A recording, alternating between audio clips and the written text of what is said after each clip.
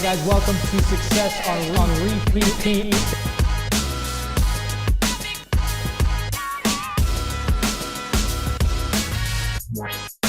Welcome everybody back to another episode of Success on Repeat. Thank you so much for being here. What a blessing it is to have you tuning in.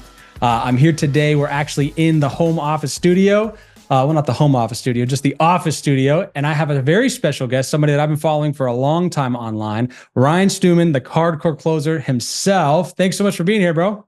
Man, hey, you know, us Ryans, we got to look out for each other. That's right. I didn't even think about that today. R&R, baby. Ryan and Ryan. So our audience is made up of a hodgepodge mixture of folks, but a lot of folks are out there trying to figure out what is the best way to start earning an income on their own terms, right? Whether it be through residual income, sales, earning a commission, all things I think that you at this point obviously are familiar with. So I'm interested to hear, like, you've been very successful. I've been following you for a decent amount of time. What's the success that you're most proud of? It could be your financial success, which is fine. It could be your fitness, which is also fine, which is pretty stout. It could be, your relationships. It could be all of the above, right? I mean, I'd like to hear from your perspective what you see as the success you're most proud of. Without a question or doubt in my mind, my biggest tout of success is my marriage and being a parent. I've met a lot of parents and a lot of married people, and I don't say this to brag or ego, but I've never met anybody with a stronger marriage or better kids than what I have. And I may be biased, you know what I mean? Because they're mine, they're my people, but I couldn't ask for a better wife. And although she might ask for a better husband a time or two over the years, but the relationship I have with my kids, I mean, everywhere I go with my kids, whether it's one or all four of them, people are always like, man, I wish my kids listened to you like yours do. I wish my kids were respectful like yours. I wish, my kids behave the way that yours do. I own a ranch, Ryan, in Ardmore, Oklahoma, and we got 400 acres, couple of hundred head of cattle. And I keep four-wheelers out there. We go out there, and instead of riding around horseback, we get around on four-wheelers because it's a large piece of land. And, can't count cows, all that stuff off the back of a four-wheeler instead of a horse. And turns out modern times, four-wheelers are cheaper than horses anyway. So, Max. So I have probably 12 four-wheelers, and my kids will bring their friends out there because I have little four-wheelers all the way up to big XMR 1000 Can-Ams. And I've probably taught 20 young kids how to ride four-wheelers out there. But the only way that I will teach a young kid to ride a four-wheeler, we have a bunch of helmets and everything else. So we've got 50s, 90s, 110s, and all the way up. And the only way I'll do that is if their dad comes with them, right? Because I'm not going to be responsible for hurting a kid or a kid getting hurt because they don't listen. And I yell at my kids. I'm an active dad. Like, if my kids make a mistake, I'm gonna get on them. That's just how I am. And every time a dad comes out there, if my son wants to bring one of his friends or one of my sons wants to bring one of their friends, I'm like, well, tell the dad to come out too. He probably likes to shoot guns, fish, whatever the case may be. So he'll have a good time too. And it'll be a moment he'll cherish with his son. And every time I get out there and I start showing the kids how to ride the four-wheeler, I have a technique. I've never had a kid hurt on my watch. So I have a technique of how I do it before I just turn them loose on it. And it works. And that's what I do by nature. I'm just a trainer of humans anyway. That's kind of like what I do for a living and what I do in life in general. And every time the dads have come out there and they've said, man, the fact that you were able to pour into my kid that way and teach them this stuff, and me seeing the way that you are with your kids, man, and they go home and it changes their dynamic in their relationship, And so if there was some form of success that I'm most proud of, it's definitely that, just me being able to be such a hands-on father, such a hands-on husband. My wife, here on September 11th, will have 10 years that we've celebrated together. Wow. We do date night a minimum of one day a week for 10 years, no exceptions. We don't miss it. Like, if I'm not home we usually do it on Wednesdays. If I'm not home on Wednesdays because I'm out of town, then we're going to do it Friday or Saturday.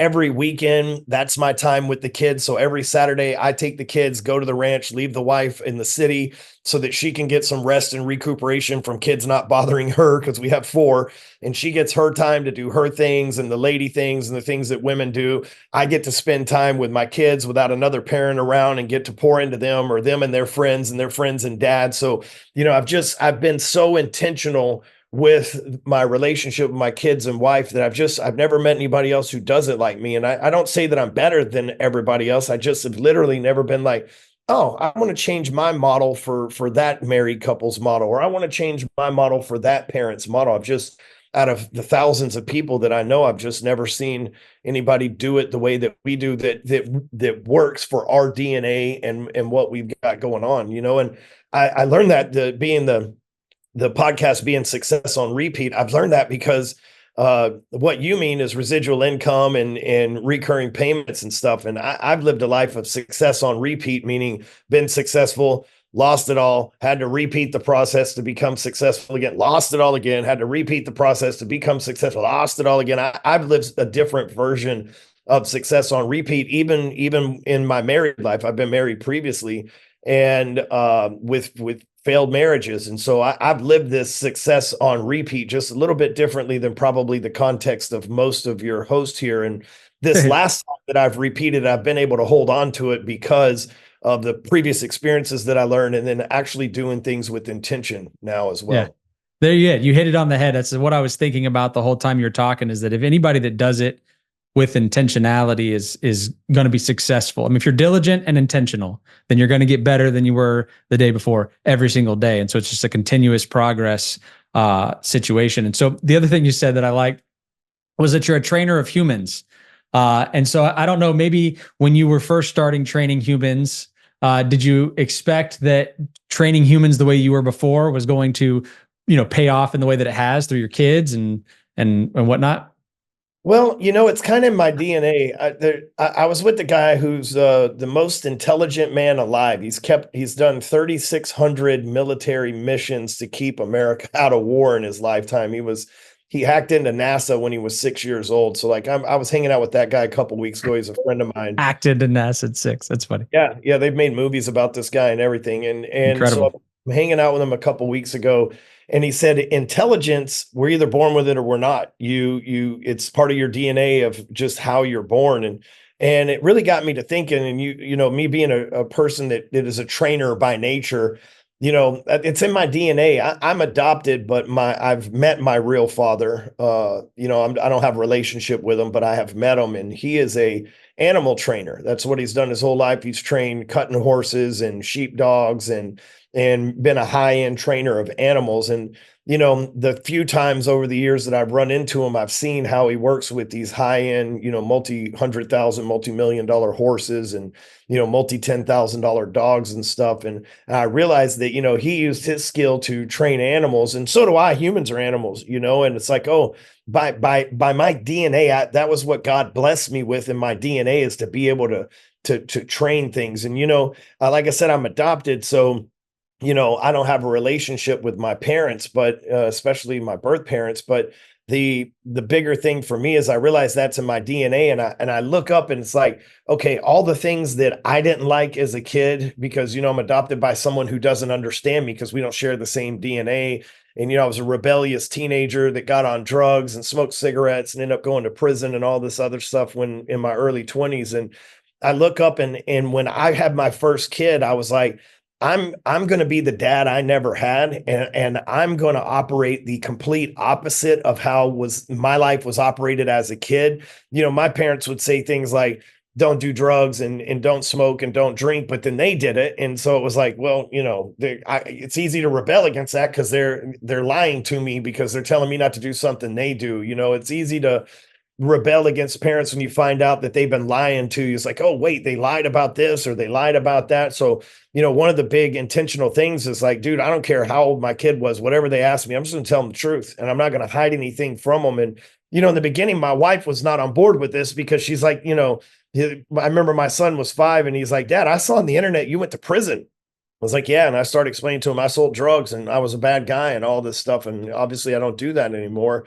And that night, my wife, Amy, was like, you know, you didn't really have to tell him all of that. It's like, but I'm not going to lie to him, because when he turns 13, 14, 15, 16, he's going to go, my dad lied to me and I can't trust him. He'll grow up his whole life knowing that, even though it may be hard for me to share and maybe hard for him to even hear, that he'll always be like, dude, my dad has 100% always been kept it real. For I have no reason to doubt him, no reason to think he's lying to me, no reason to think he's not shooting me straight. So I can trust my father, because when kids turn about 14, in their DNA, it automatically causes them to rebel. Most people don't know this, but part of puberty causes your kids to rebel, because kids supposed to leave the tribe and go procreate and populate during the teenage to 20 something years. So that's why most teenagers rebel, is because it's in their DNA through puberty to go rebel, so that they leave the home and go out to do stuff on their own, because they think they know better. And then after they've built their family, they typically come back to their parents and go, you know what, you guys were right. And I was a little rebellious, or whatever the case.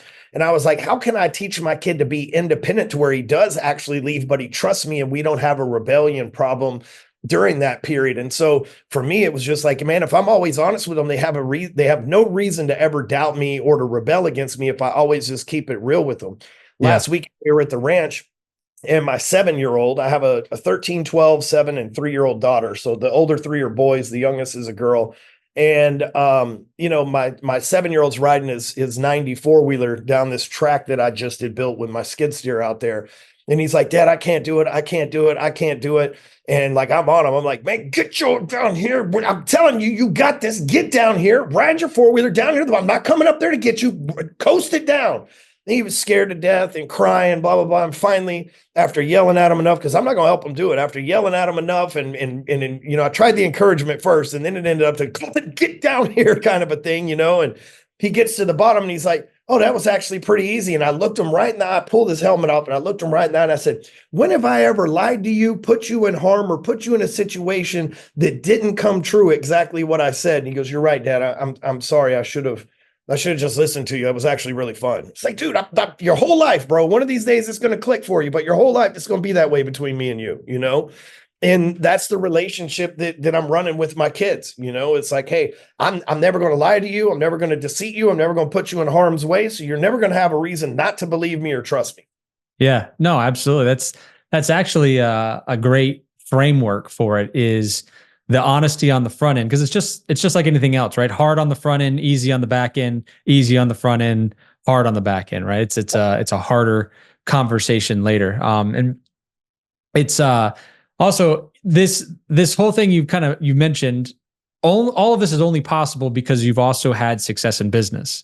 I think that's an important thing to note, that as a man, all of us have this innate thing in our DNA. You know, you mentioned DNA, to provide and to protect, and we either have, like, some people are naturally skilled in certain ways, but we all pick up things from an environment. And our environment will only get us so far. And I've noticed that, like, as people are growing up, the ones that are doing really well in the beginning, some of them peak early because they get lazy and don't continue to sharpen the saw and seek after ways to continue to grow and to get better and things like that. Like, you know, even when you are in that position where you're the big fish in the small pond, right? There's got to be a recognition that there's a bigger pond elsewhere. And so I'm interested to talk about, you know, sales in general, just how you got started in sales, and then what that looks like. Like, what is it that in sales made you feel like, other than just your DNA, right? Made you feel like I'm now going to go and teach other people sales, and then what success looks like now for you, because now I guess your success a lot of times is through others. You know, you graduate to a certain point. You know, I want to kind of just hear your thoughts on it. Well, it's not popular for sales. I'm not a sales trainer, but it's not popular for sales trainers to say this, so they're probably going to get upset at me, but you either got it or you don't. And I don't teach sales, I teach communication. And Okay. people think they need to get better at sales, but really sales is two things. It's empathy and confidence. Listen to somebody so you understand where they're coming from, and then having the confidence that whatever you've got can solve their problem. That if you ever read a sales book or buy a sales program, again, that's all you really need in all reality. You just got to listen to people so that they know that you understand what they're trying to convey to you about their problems, and then be confident enough that whatever it is that you sell can solve the problem that they conveyed to you.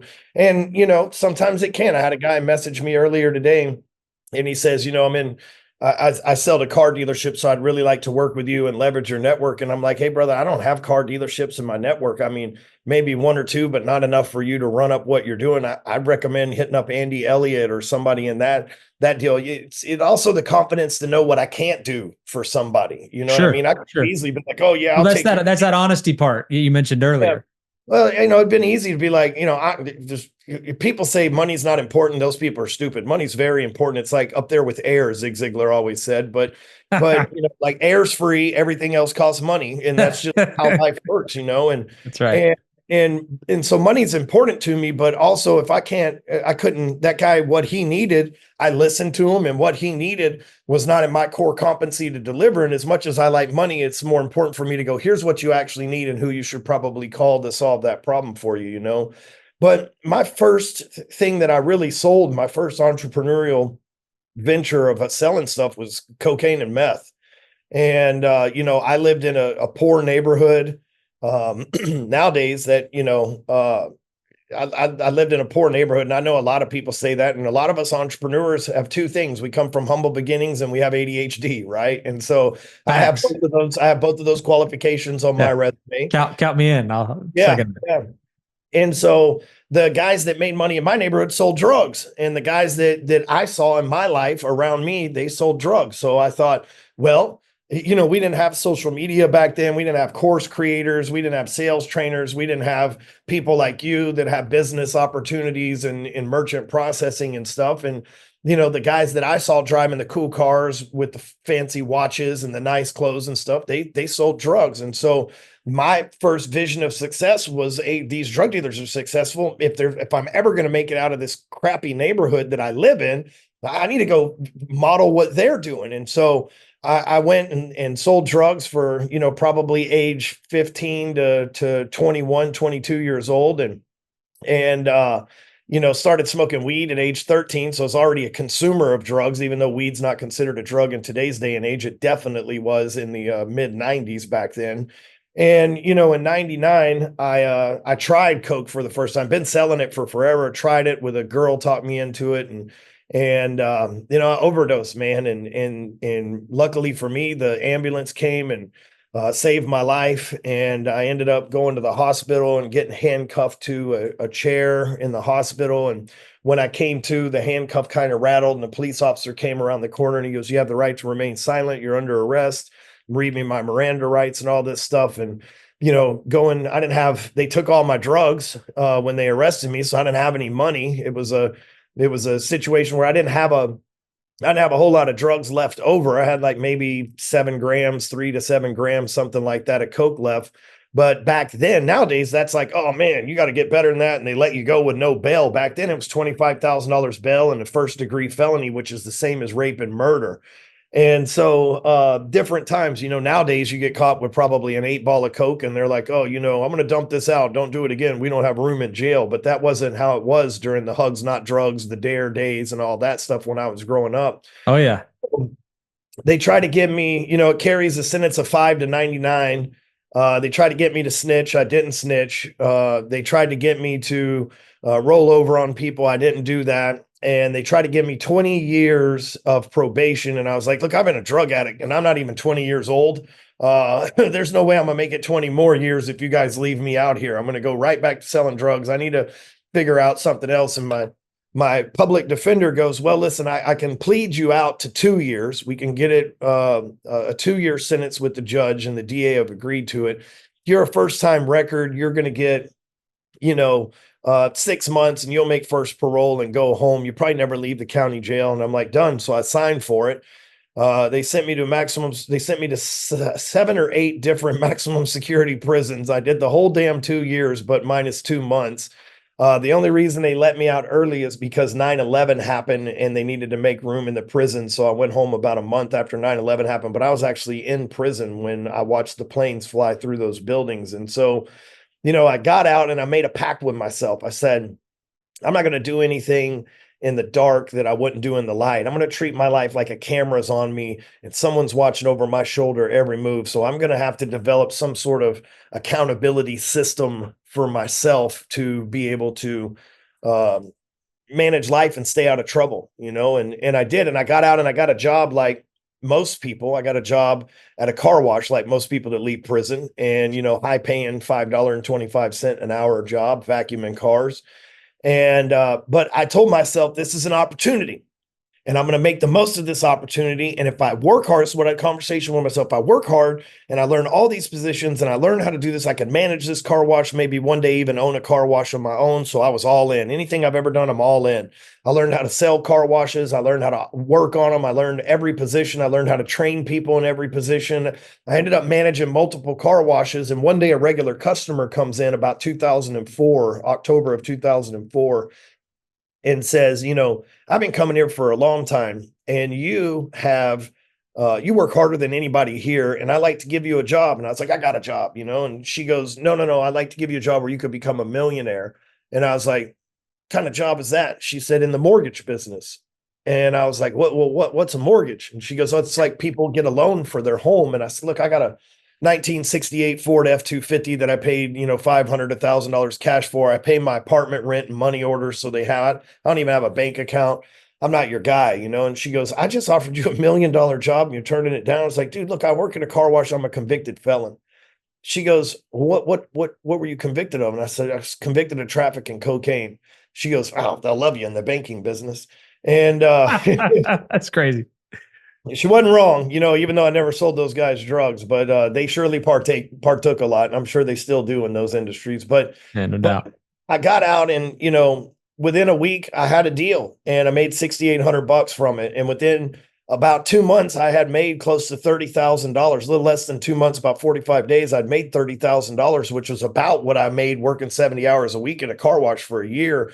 And I was hooked, man. And one day I, I'm watching this TV show and a commercial comes on and it says, come on down to Rich Dad, Poor Dad and learn how to do no money down real estate. And I thought, well, man, I sell mortgages to people.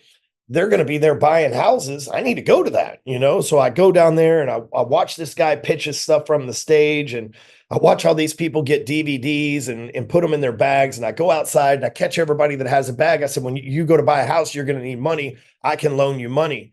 And I got a few deals and I started hitting all these seminars and stuff. And again, this is pre-internet, social media. Google wasn't even around back then, barely. Maybe they had a little bit of a presence, but nobody knew who they were. And I'll never forget one of those events. There was a guy that I gave my card to and he called me a week later and he said, I need to refinance 54 properties. And I did all 54 loans and I made 3% on every single one of them. He took me under his wing and taught me the investment side of the business.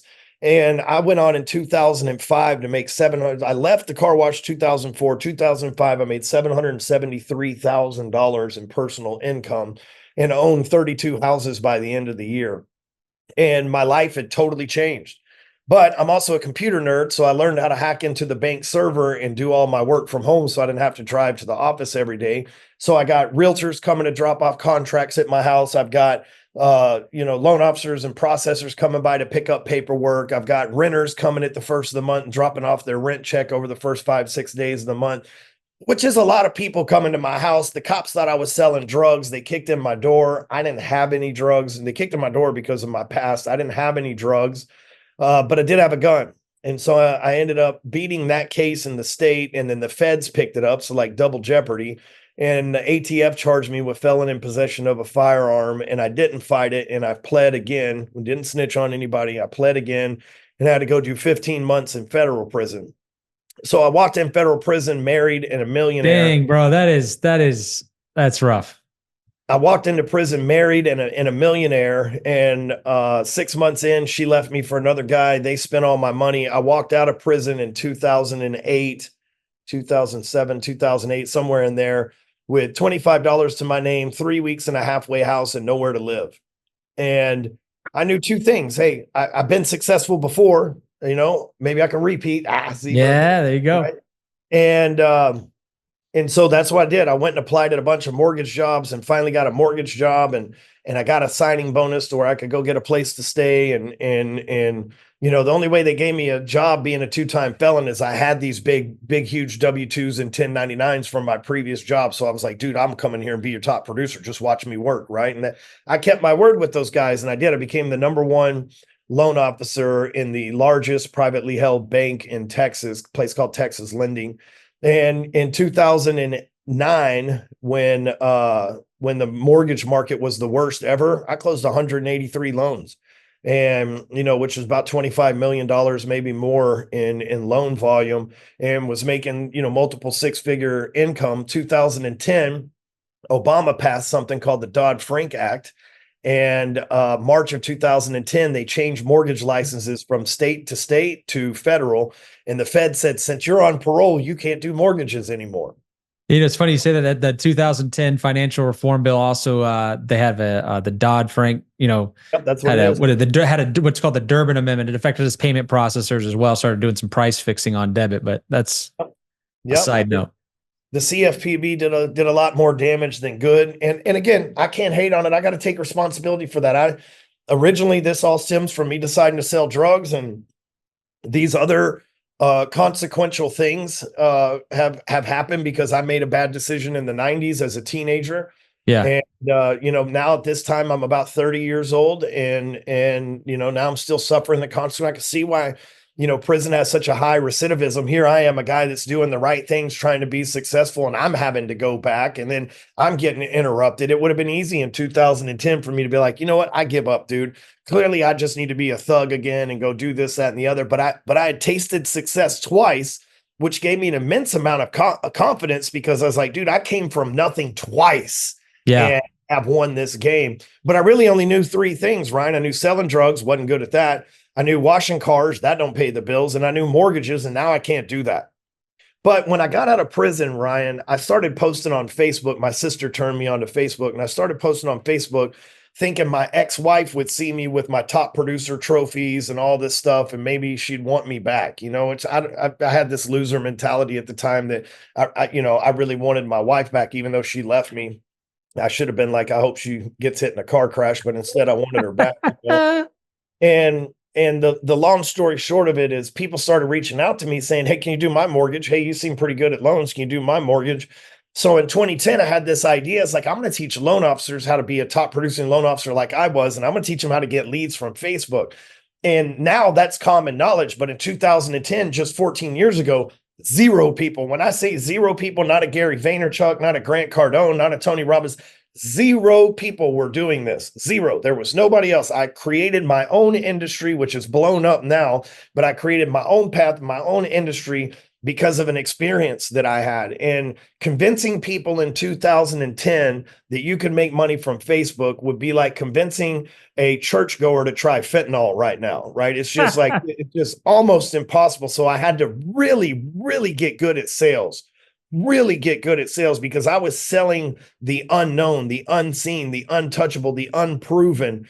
And flash forward to 2014, I'm on $1 Million Listing TV shows, and I'm working with Frederick Eklund and Josh Flagg and helping them build their social media. And I'm traveling all over the country, and people are like, this guy Stewman's on to something.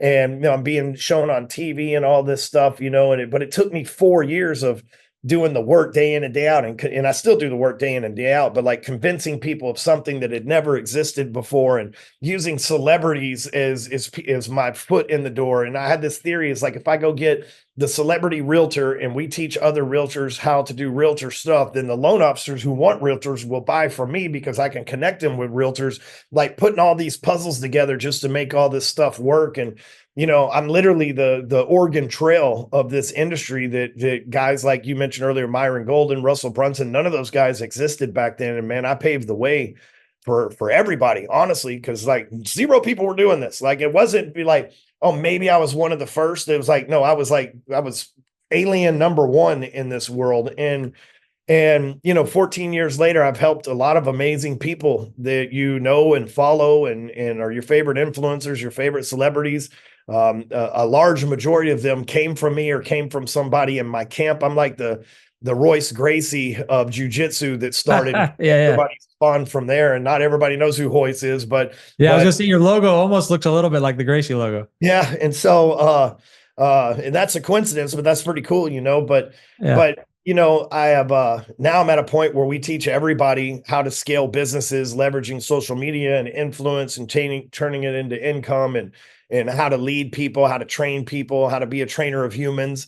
But so I pretty much at this point, I say all that to say this, pretty much at this point, I've sold pretty much everything, but it all started out with selling the wrong things, but I look back like in life, there's plenty of reasons for me to go, well, she left me and I went to prison for a crime I didn't even know was illegal. And the second time, the first time, clearly I knew.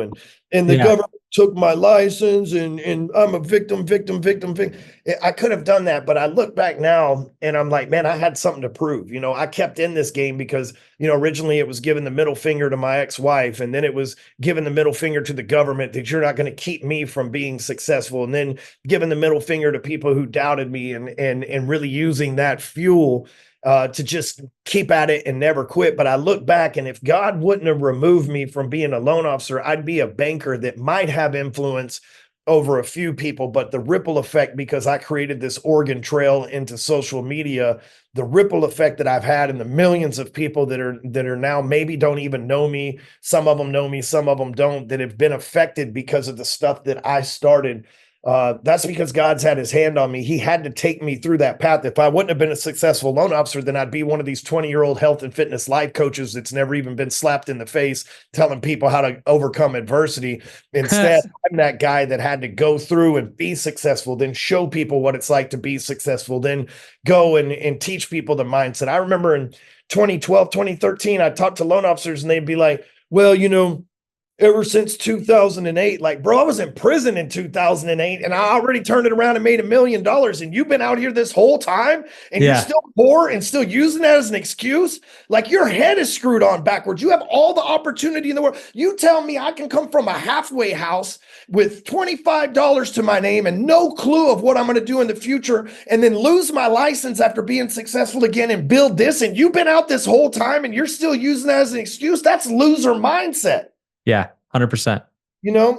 But that's how most people are. But for me, I just, I had to prove it to myself. And to be honest, I always thought God had a bigger plan for me. Like, yeah, I'm going through the struggle. Yeah, I'm having to deal with this. But I don't think if I was created in God's image, I don't think he created me to be a failure. I think maybe he created me to go through these struggles, to become stronger, to be able to be an example for people that have gone through struggles, then use excuses to become a victim, to turn that around and to be a reason to become a victor. That's what I think. And if I just keep believing that and keep acting accordingly, what you see now in front of you with a ranch, a house, a building, employees, an empire, multiple businesses, the cars, the jets, the watches, the celebrities, the stages, the fans, all that stuff that I get to impart and use on a regular basis. I think that's the image that he made me in, but I had to go through those different images of myself in order to become the image I am today, the image that God created me in, to be an example of him. And I'm saying I'm perfect. I'm not saying that this isn't an ego thing. It's just that if I don't look at it that way and I'm not grateful for those struggles and grateful for my current struggles as well,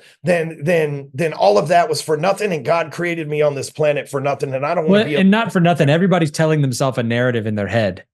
And you can tell yourself that narrative, or you can tell yourself the excuse narrative, right? Yeah. And the fact that whether that was true or not 10 years ago about yourself, you telling yourself those things, being dumb enough to believe it, so to speak, makes it come to pass. Yeah. Right. It's why, like, you get into coaching programs and you're thinking, I'm going to get into this and I'm going to get all the tactics and strategies to be successful in my industry or in whatever. And then all of a sudden they flip the script on you and like everything's about mindset. And it's because everybody's sick. I mean, just in the head, they're all sick. They've got a loser mindset, which they don't realize they have. And they think it's harsh for somebody to tell them that they have a loser mindset. It's not the winning mindset. It's not the success mindset. And if they don't change something, then guess what? They're going to continue getting the same results they've been getting. And so sometimes it takes somebody getting in their face and telling them. You just happen to seem to have a a talent for getting in your own face. It seems like, you know. Well, nobody's ever pulled me up by my bootstraps. Nobody's ever bailed me out of a situation when I needed to make bond in jail before I went to prison. Nobody paid that for me. Nobody Oof. put money on my books while I was in jail. Nobody did any of those things, man. So I don't have those expectations of the world. And I know that if nobody's going to give me a handout, and if I put my hand out, nobody's going to put anything in it, I better go get it. And so many people, they sit around and they wait on somebody to help them. I've been praying to God that he sends me an angel. Bro, you are an angel. You're the angel that he sent. That's what you're here for. Go do angel stuff. Go be the savior of other people. You be that angel for other people. Instead of waiting on an angel to save you, you be the angel and save other people. And it flies over so many, but if you listen to stories in the Bible, when I was in prison, I read a book a day, the Bible being one of them. Clearly I didn't read that one in one day, but the Bible, one of them, I've read it cover to cover 4 times. There was nobody that God used. There was not a single person in the Bible that God used that were like, this guy had it going on. He was a know-it-all, have-it-all, be-it-all. He was a king. He was a leader. He was a total dominant male force or female force. And this person is who God chose to go lead the people to the promised land, or lead the people to get on the ark, or lead the people to go take over, or lead the people to spread the gospel.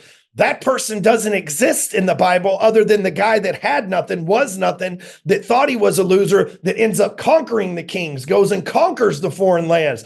But yet people here, they think, well, if I'm not a king, if I wasn't born into some blue blood situation, God's not going to use me to do anything. God doesn't use people that are already winning to be an example, because the world is full of losers. So God uses a loser to turn into a winner to be the example. And so many people miss that, and they think they can't because of maybe their current situation or whatever. But if you've ever read the Bible, you're like, we are exactly like the people God used.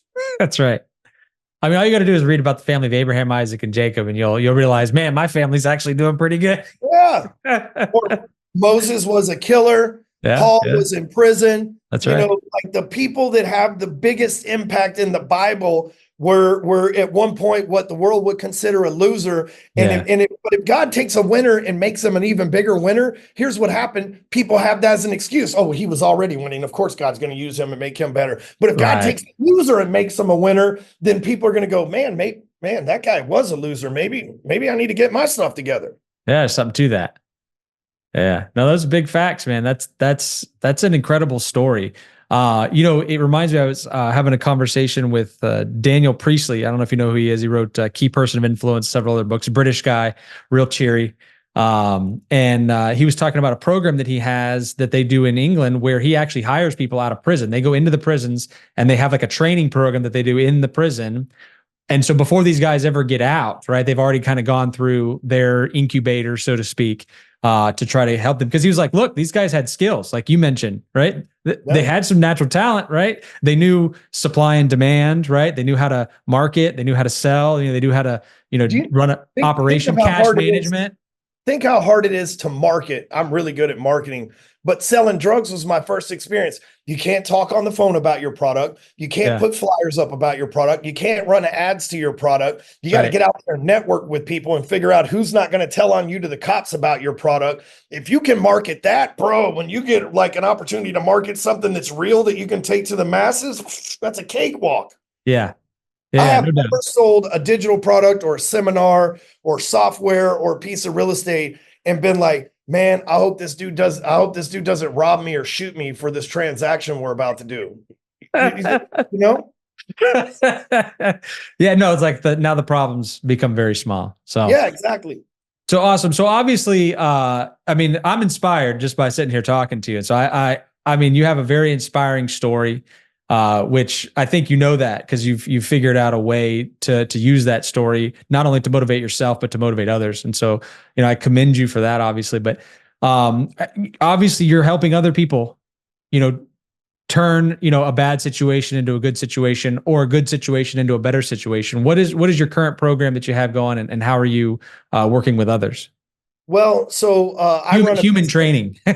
Yeah, so I train humans, and I have a business association. It's not a mastermind. It's not a network or whatever, more than it's an association, meaning if you join AAA or AARP, there's benefits to joining that association that outweigh the actual cost of joining that association. So, when a person joins Apex, whether they're a salesperson, business owner, whatever, there's tax planning that we have available to them that saves them a ton of money in taxes. There's merchant processing like you do that saves them money on that. There's cheaper insurance we can offer them. Then there's skill acquisition training. There's educational piece to it. Then there's live meetup pieces to where you get to network because you can never have enough good people in your life. And so, I've put something together throughout the years that you can get an instant ROI from it. But the main thing is we help people become the greatest version of yourself. It takes money to do that, right? If you want to eat healthy, you want to have a gym membership, you want to put your kids in private school, all that takes money. So That's right. we lead with money, and most people aren't going around in society going, I want to be a better version of myself. Most of them are like, I need money. And then when they get money, if you coach somebody right and you train a human right, you make them a better person, and money becomes a magnifier. And then they do things, they give to charity, they build a business, they hire people, they treat people correctly. They instill their core values and life mission into the people that are their employees, business partners, referral partners, things of that nature. So, I've been doing this for 14 years and started off with a small scale, and now we do it on one of the biggest scales out there. And the bottom line is we get people to come in, change their mindset, which changes how they view life, which changes their finances, which changes their legacy, which changes everything for them, and my biggest talent, Ryan, is, a lot of these guys will come and teach how to hack the algorithm, or, here's how you SEO this, or here's how you, KPIs, SOPs, all this other stuff, which is great. There's nothing wrong with that. But I one of my favorite sayings is there's only 10 numbers and 7 colors. Everything else we just complicate as humans.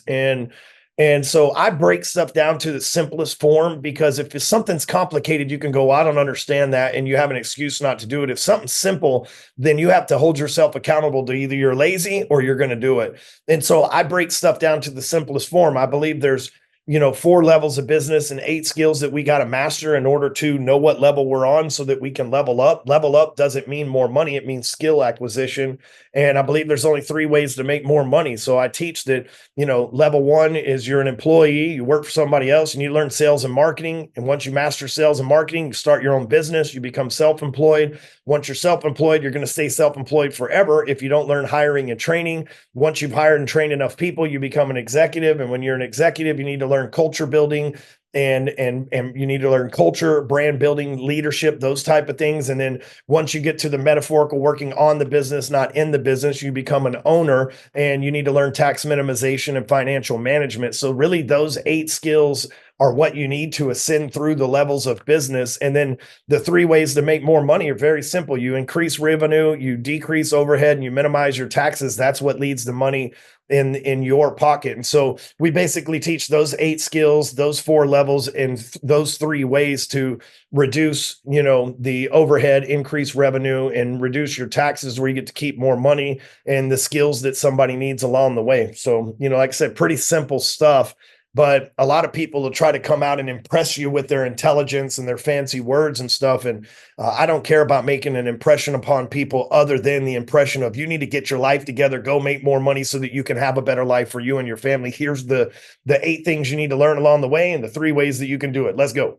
Yeah. Yeah. Oh, that's awesome. Wow. Well, listen, you've been super generous with your time. I appreciate you. I don't know if you have any last thoughts you want to leave with the folks. I'll definitely for your Apex and whatnot, I'll put a link in the description to this podcast for anybody that's trying to connect with you, and we'll get your probably your Facebook on there as well. Well, I would say this, Ryan's a great Christian guy. And so I've really toned my language down a lot for him out of respect for him and his audience. So if you do follow me at Hardcore Closer on Instagram or Ryan Stewman on Facebook, both of them have blue checks, but back before you could buy them, I've had those for a long time.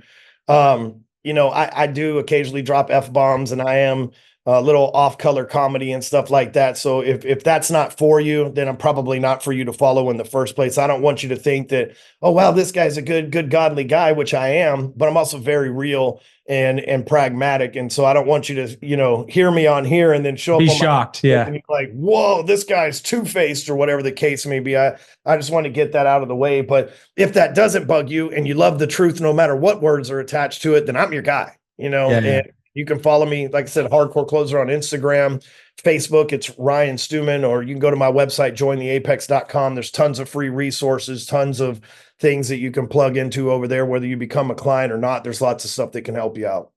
Awesome. Awesome. Well, Ryan, thank you so much for your time today, man. It was great. I mean, this was awesome. I really appreciate your story. And like I said, I'm inspired. I know other people watching this will be inspired. And keep doing what you're doing, man. I think that's the encouragement. I mean, I'm encouraged. So hopefully, we all think we're all our own worst critic, right? So I know we all can talk it up, but like at the end of the day, looking in the mirror, that's an important piece of this whole process. And so, I mean, if I was you, I'd be encouraged by just, the encouragement you're bringing to me and others, man. So it's awesome. So got no choice, man. Like I said, ain't nobody pulling me up by my bootstraps. So I got no choice but to encourage myself and keep rolling, man. That's just what we do. Yeah, listen, the boots I'm wearing right now actually do have straps on them, and I don't think that anybody's pulling anything up by those straps anytime soon. So awesome, guys. Well, listen, thank you so much for tuning in. If you got value out of this, make sure you like and subscribe, share it, do all that good social media fun stuff. And you should go and check out Ryan Stewman, as you mentioned, on Facebook, and Hardcore Closer on Instagram. Check out Join Apex with Join Apex, right? Yep, Join the Apex. Jointheapex.com. To check out his free resources, and they even obviously have a deeper dive. You can go in there if you're willing to pay for it, which you should be. And so appreciate you guys. Thanks for tuning in, and we'll see you on the next one.